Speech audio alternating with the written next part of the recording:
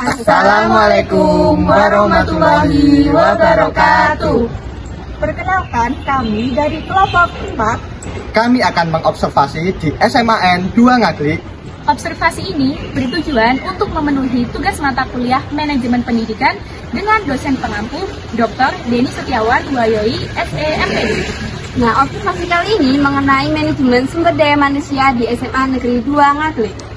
Selamat menyaksikan.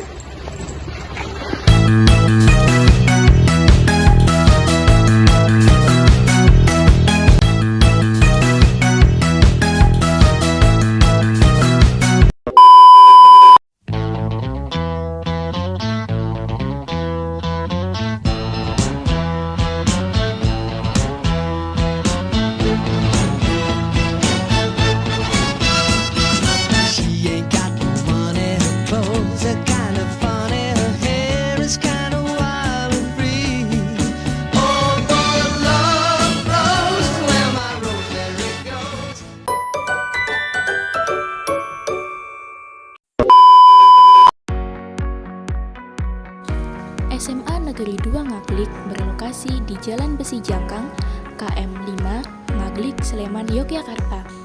Sekolah ini dikenal sebagai institusi pendidikan berbasis adiwiyata yang menanamkan kepedulian lingkungan dalam seluruh kegiatan belajar, menjadikannya lingkungan belajar yang hijau, bersih, dan berkarakter ekologis.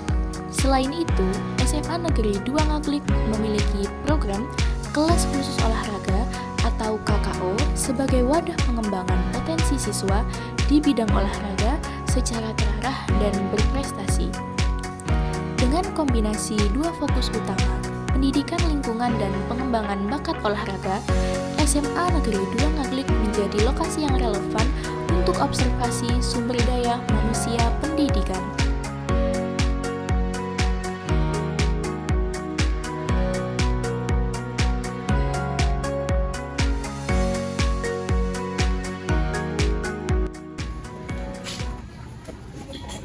Baik, assalamualaikum warahmatullahi wabarakatuh. Terima kasih Bapak Samsul atas kesediaannya sehingga kita bisa melaksanakan wawancara observasi terkait manajemen sumber daya manusia di SMAN 2 Ngaglik. Perkenalkan, saya Valentina Warahyono, terus kemudian saya dulu dan rekan saya Anggerti untuk mengobservasi terkait di sini.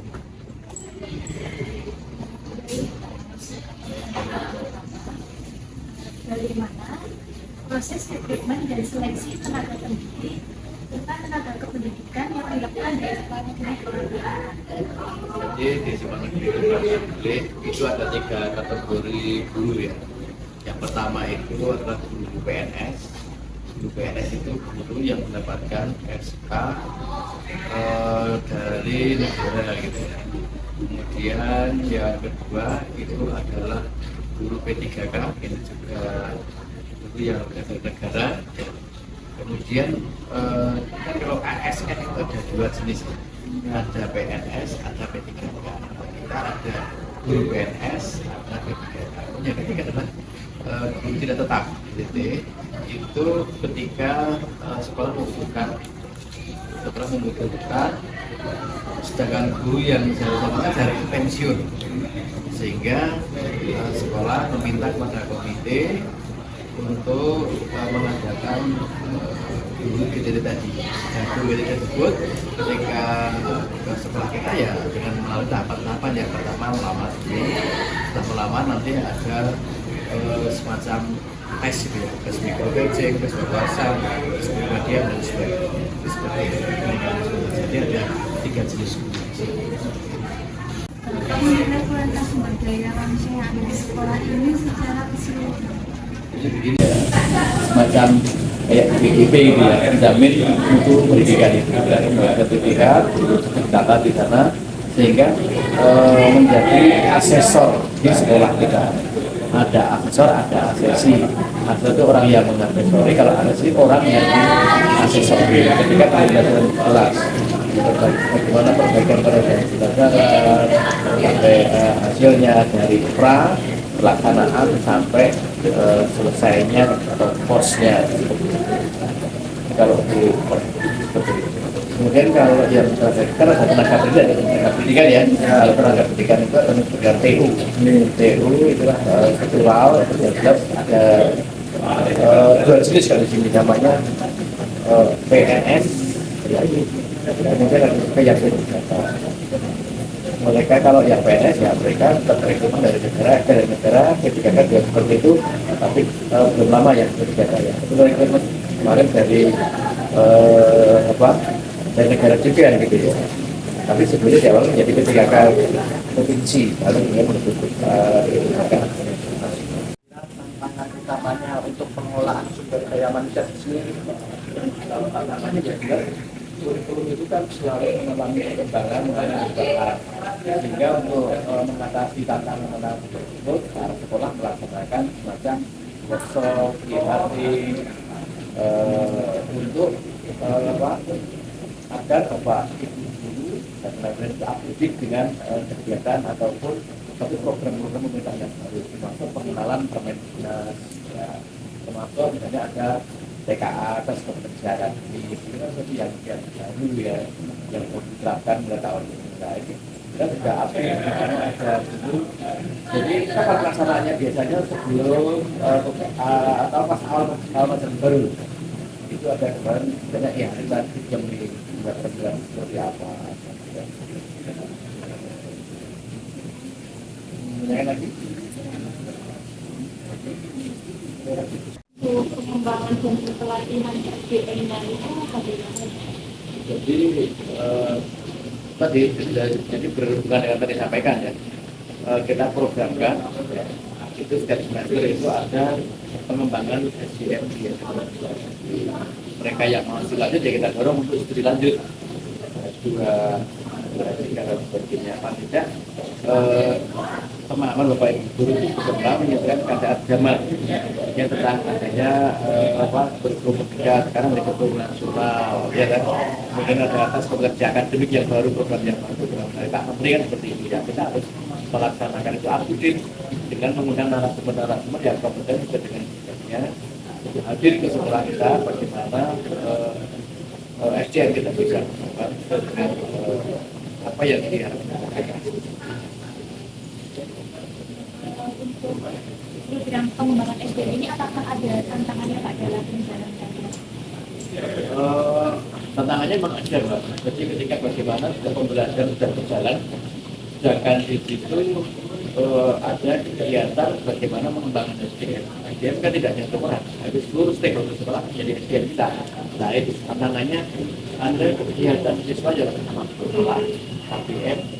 Satu sisi Bapak Ibu juga harus mengembangkan kemampuannya. Satu dengan mengikuti MGMP Mapel di Barat. Namanya kita adalah komunitas belajar ya, Fombel. Ya. Kita kan berubah lagi dulu Fombel MGMP, Fombel sekarang jadi ke MGMP lagi. Nah, satu itu dibatasi oleh sekolah menyediakan waktu untuk Bapak Ibu guru untuk selalu ikut di MGMP Mapel. Apakah itu di tingkat sekolah? Artinya dengan guru-guru satu rumpun di sebelah kita ataupun di kabupaten atau pun namanya ya. Kemudian yang kedua mengikuti webinar ya, ikuti kelas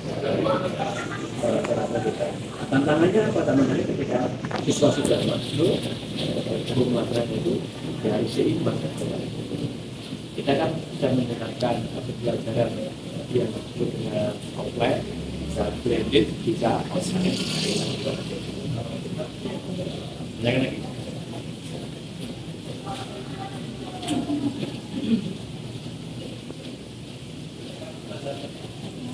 Pertanyaan kami bagaimana sistem penilaian teman tersebut dan tas yang didapat untuk orang. Jadi dulu ada sampaikan ya, ada namanya kebutuhan observasi. Di situ observasi itu adalah sebelum kita melakukan observasi pada pembelajaran antara asesor dan APD itu betul-betul dibicarakan, termasuk nanti materi yang akan ketika menjadi aksesori atau aksesori gitu ya, seperti itu. ada namanya perannya, kemudian pas pelaksanaan sampai.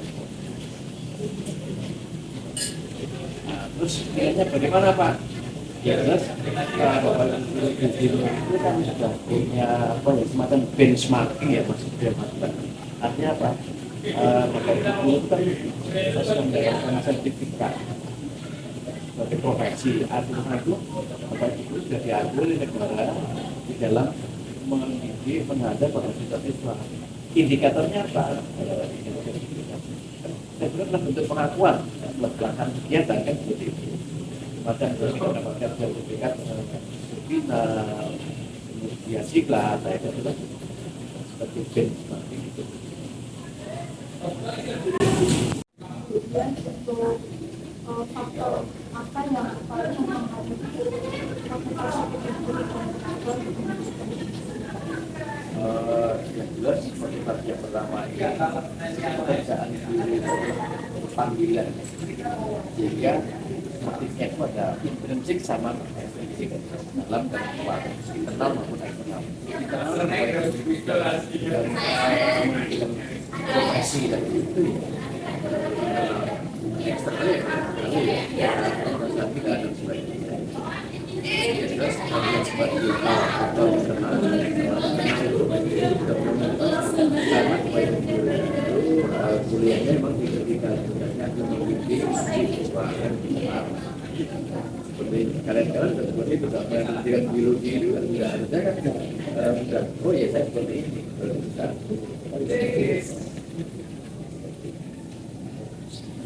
Kemudian kan dalam suatu manajemen kan harus ada komunikasi antara kepala sekolah kemudian ke kawan-kawan. Pertanyaan saya ini sejauh mana komunikasi dan koordinasi antara kepala sekolah, guru dan staf di sini Pak? Jadi di dalam komunikasi antara sekolah sekolah itu kita yang pertama kita selalu mengatakan namanya briefing ya, briefing Senin pagi itu adalah merencanakan kegiatan-kegiatan kita dalam 1 minggu ke depan. Begitu juga di awal tahun ajaran baru kita diawali dengan namanya rapat bagian tugas. Terus nanti juga dari kegiatan ada kota kira kita pasti rapat semacam itu dan sebagainya. Sehingga pelaksanaan kegiatan itu dalam sesuai dengan apa yang Itu dalam itu apakah ada evaluasi pembelajaran sebelumnya? jelas evaluasi tidak hanya pembelajaran langsung. Jadi di sekolah itu memang tugas utama Bapak Ibu tetap mengajarkan, tapi kan dalam sekolah itu banyak sekali kegiatan. Karena makanya sekolah itu ada tempat itu ada yang punya dengan sarana-prasarana, dengan kurikulum, dengan kejiwaan, dengan kehumasan.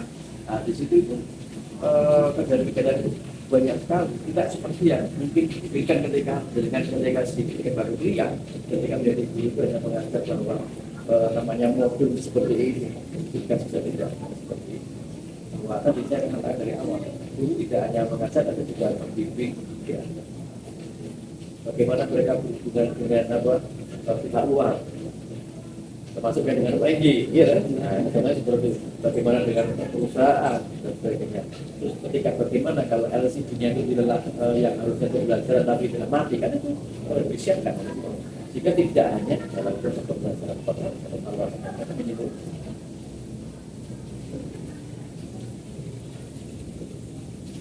Terus kira-kira apakah menurut Bapak ini harus masih ada peningkatan yang harus dilakukan di sektor pendidikan? Yang jelas namanya yang apa ya, semua proses itu harus ada peningkatan. Semakin dibilang ya harus ada peningkatan semakin baik semuanya. Bagaimana agar itu meningkat ya kita evaluasi setiap tahun. Bapak Ibu guru kan mendapatkan nilai dari aktor setiap tahun kali. Namanya sekarang kalau kita sekarang ya PMM itu ya. Yang PMM itu kan sekarang dinilai ya dari PMM Bapak Ibu. Itu melalui aplikasi yang IPK itu ya. Dan apa yang akan dilakukan Bapak Ibu melaksanakan dalam tahun Kalau untuk yang penilaian akreditasi itu berarti juga menyangkut tentang SDM. Jadi akreditasi di sekolah ini dilaksanakan 5 tahun sekali ya. Kebetulan kalau kita itu kan kemarin kita menggunakan yang akreditasi yang online, jadi akreditasi yang offline atau yang enggak kan. Salah satunya kalau sekolah kita itu adalah yang online. Kan ada 8 standar nih. Ada standar isi, ada SKL, pendidikan, pembiayaan, penilaian, kemudian macam tenaga kerja dan sebagainya. Jadi kompleks akreditasi. Jadi proses pembelajaran di sekolah itu kegiatannya kalau saya kira cepat itu banyak sekali ya. Maka kan menyangkut 4 aspek tadi. Kesuaannya karena melibatkan siswa itu baru aku biasanya lomba bagaimana ketika misalnya tanggal 17 ada Mas Gibran ya pernah jadi Mas Gibran seperti ini kan itu proses itu contohnya ini seperti itu banyak sekali jadi tidak hanya sekedar esensinya kalau gue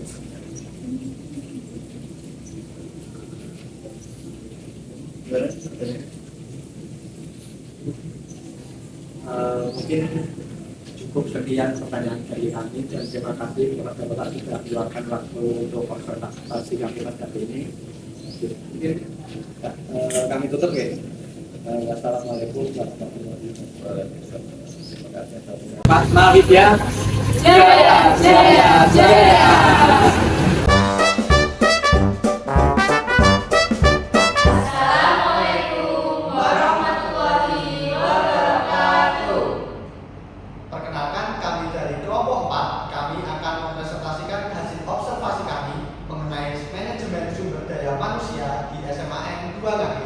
Dengan dosen pengaku Dr. Deni Setiawan Wayoyi, SEMPD. Perkenalkan, saya Valentino Awen Pramana dengan NIM akhir 21. Saya Badia dengan NIM akhir 32. Saya Faizana Raisani dengan NIM akhir 35. Dan saya Desti Novianti dengan NIM akhir 095. Selanjutnya kita memasuki bagian pertama yaitu pendahuluan. Observasi dilakukan untuk memahami bagaimana manajemen sumber daya manusia jalan dan lingkungan pendidikan, khususnya dalam konteks rekrutmen, pengembangan dan evaluasi guru serta tenaga pendidikan di SMA Negeri 2 Ngawi. Berdasarkan hasil wawancara dengan Bapak Samsul selaku wakil kepala kurikulum dapat disimpulkan bahwa praktik manajemen SDM di sekolah tersebut sejalan dengan teori manajemen personalia pendidikan. Selanjutnya, berikut hasil yang akan didapatkan. Yang pertama mengenai rekrutmen dan seleksi tenaga pendidikan.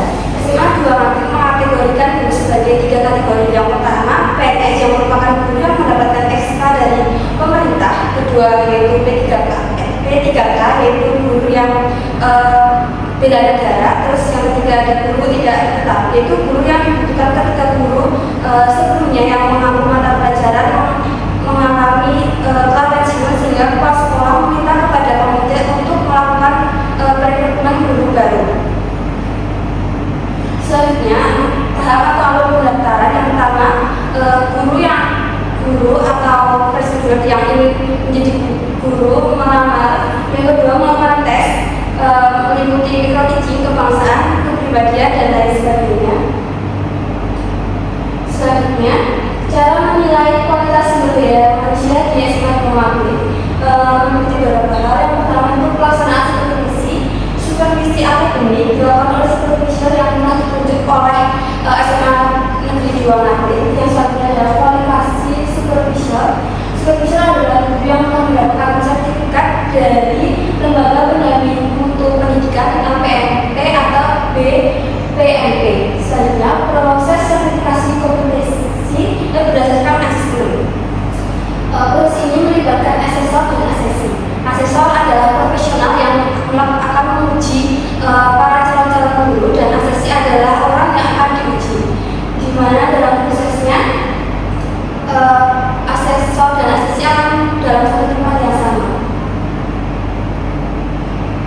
Selanjutnya, untuk penilaian kualitas guru, penilaian tidak hanya berbasis pembelajaran dalam kelas. Tetapi ada melebihi hal itu juga mendapat pemahaman guru dalam memperbaiki pelajaran, mendapat refleksi dan perencanaan pelaksanaan perbaikan tersebut dan hasil yang dicapai setelah perbaikan dilakukan. Selanjutnya indikator kinerja guru.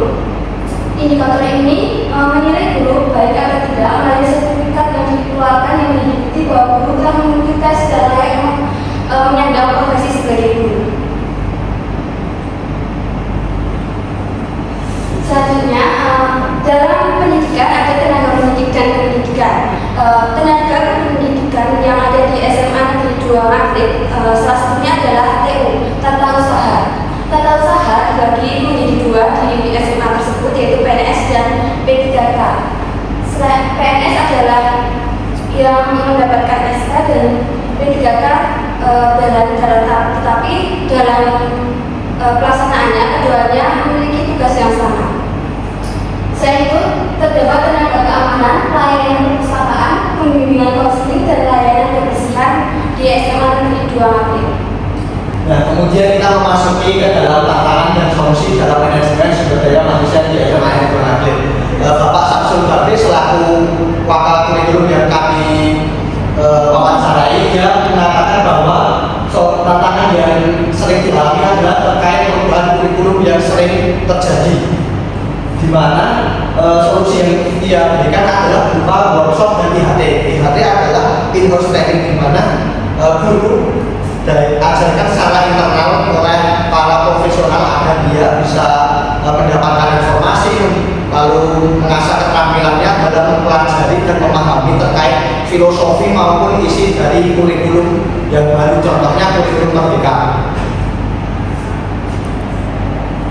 Lalu cara pengembangan dan pelatihan SPM-nya yaitu dengan mendorong guru untuk melanjutkan studi S2 maupun S3 agar guru dapat memahami mengenai keadaan zaman, termasuk adanya kurikulum baru seperti pemahaman kurikulum nasional dan program-program baru yang dicanangkan oleh Menteri Pendidikan. Nah, kemudian tantangan apa yang dialami oleh SMA 2 Ngaglik? Salah satunya yang pertama adalah jumlah guru, dan yang kedua adalah pembagian waktu. Karena di SMA 2 Ngaglik jumlah gurunya juga tidak sedikit, dan guru juga dibebankan oleh berbagai beban, contohnya seperti beban administrasi dan beban pengajar.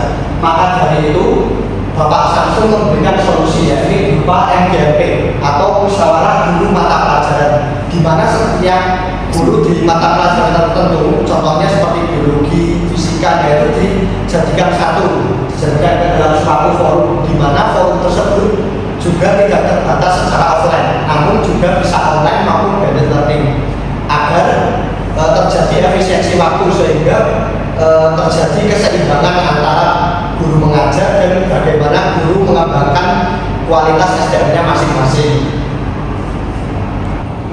Baik, selanjutnya ada faktor yang mempengaruhi motivasi.